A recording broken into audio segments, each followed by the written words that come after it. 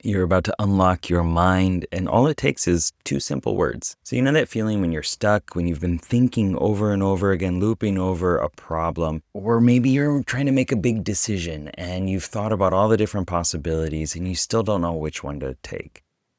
I'm sure you've been there. I've been there too, many times. And I want to tell you my method of getting unstuck from unhelpful thought loops. So stick around, because by the end of the video, you'll have a simple framework to help you redefine how you approach problems, how you succeed in your goals, and even understand yourself better. Hey, I'm Sherman. I'm a coach, hypnotist, author, podcaster, YouTuber, course creator, all sorts of things. And I generally work with hypnosis and neurolinguistic programming, NLP, fancy alphabet letters, for helping people create change in their life. And as a student of it myself, I do this stuff with myself all the time. I'm always looking for new ways to get better insights into who I am and solve problems faster. It's not that you're not smart enough to solve your problems. It's that you're stuck in one focused way of looking at things.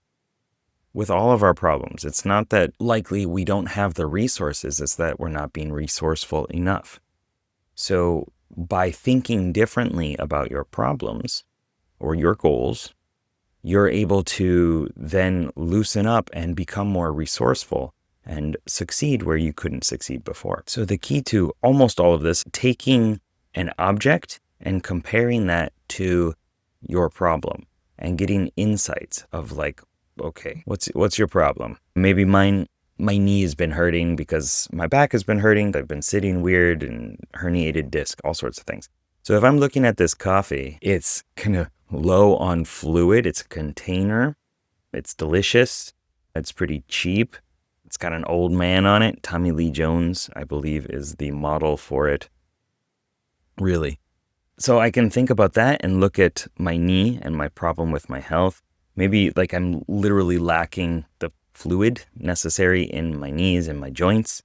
Maybe I'm just running on fumes. Maybe I don't have enough energy. I'm not rejuvenating enough. Or maybe I'm pushing myself too hard, running out of fuel, and I need to stop and refuel, refresh.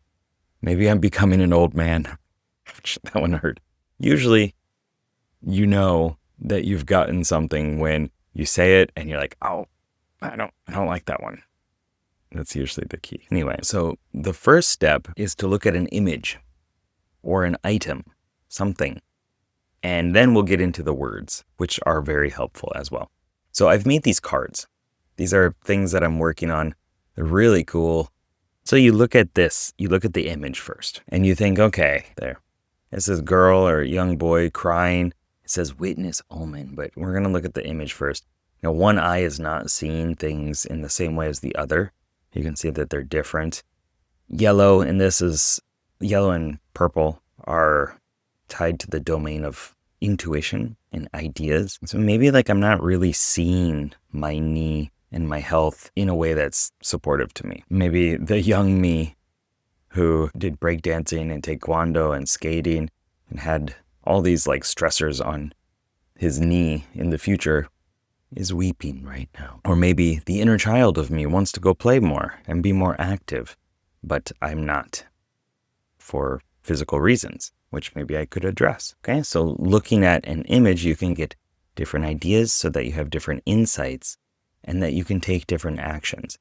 It's likely not going to make you take the action, but eventually for me, I find that it builds on itself. Like once I see the true problem or more aspects of it, then I start to act differently, almost naturally, because things have loosened up. Once you've gained an insight, you can't go back.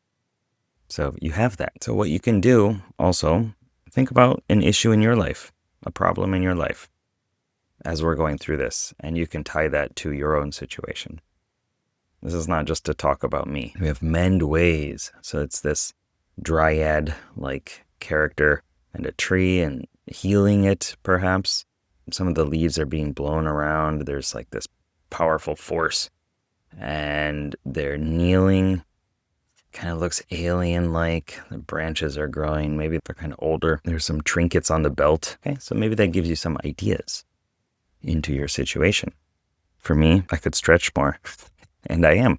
That's my goal from Evolve, the Evolve community this month, is to do more stretching, healing, energy work. I could do some energy work, which I love, but I don't talk about too much on this channel.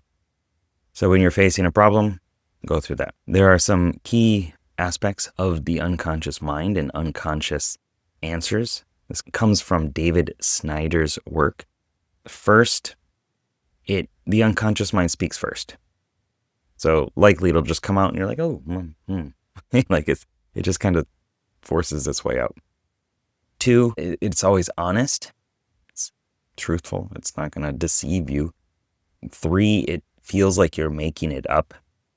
It feels like, I don't know, this is just something I came up with. Maybe it's not this. And it's just an idea, right? That kind of thought. 4, you're always going to want to feel like you should edit it in some way. Like it comes out and you're like, maybe it's not that. Maybe it's actually more like this. And you tweak it. And really, it's the first initial answer. 5 is that it's quiet. It's never loud. It's kind of like a whisper. It's just like this little knowing. It's not like you got to do this thing and it's screaming at you. It's just there, which is part of the hero's journey that we often ignore.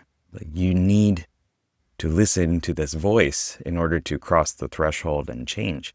But oftentimes we're afraid of leaving the comfort zone. And it's that voice. And the last one, point 6, is that it's never linear. It's like maybe a fear of spiders, but that actually comes from a time that you were playing in a sandbox and a cat ran by and scared you.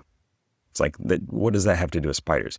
Well, somehow your unconscious mind connected it up and gave it meaning. So when you're going through this process or any sort of insight-driven process, tarot cards or whatever, think about those different points. So it's not about doubting yourself. It's about trusting whatever comes up. And now let's look at the words. So I haven't really talked about those, but so you have an image again, and then you have words like decipher, schema. You have a verb and a noun. This comes from my experience with tabletop role-playing games and the like randomizer oracle generator tables, especially from like Ironsworn, which is powered by the Apocalypse tabletop role-playing game. So it's very evocative. Decipher, schema. What does that mean? For my knee issue, perhaps, maybe it's like I just need to do some more research into human anatomy in order to figure it out. Because that would help me understand, why does this side hurt and this side doesn't? And how does that affect my body in certain ways? Okay, so decipher, schema. This is the logic domains, hence the azure blue color and the metallic color. And also you can take another set. Okay, so this says frame dream. This is the intuition set. So frame dream, what does that mean? Thinking about my future and what I want to do, where I want to be, what kind of father figure do I want to be in my future? Maybe I really need to think of that as the frame for how I treat my body and the exercises that I do or don't do. Okay, but you can also mix and match them. So I could say like frame schema or decipher dream. Decipher dream seems more compelling. Why is that compelling? And I can explore down that pathway. And I've thought of many different spreads, different ways of putting these out, kind of from tarot cards, but also from other tabletop role-playing games as, again, what's the originator of the problem, and hypnosis too. What are the obstacles? What's my goal? What could help me? My resources, things like that. What's the actual problem? But yeah, you can lay these out in really cool ways. And you can do this yourself. You can make your own images too if you want. Or possibly in the future, you can buy mine if I get enough interest in these. But the important thing is that this method is a subtle hack in order to get past your critical faculty, the like bodyguards, the bouncers for letting information into your brain. The things is like, no, that couldn't be true. That's not it. That kind of thinking. It allows you to just open up and play a little bit and sift through and bring out insights from your unconscious mind. And that is really helpful. Again, We're stuck in our problems because we are not allowing ourselves to see different options. We think this is the only way, or I have this goal and I have this method, this approach that I want to use, and it's not working. I'm trying to drink with a hammer and it's not working. We look all over the internet and we consult support and gurus and all these things for trying to find a way to use the hammer to drink.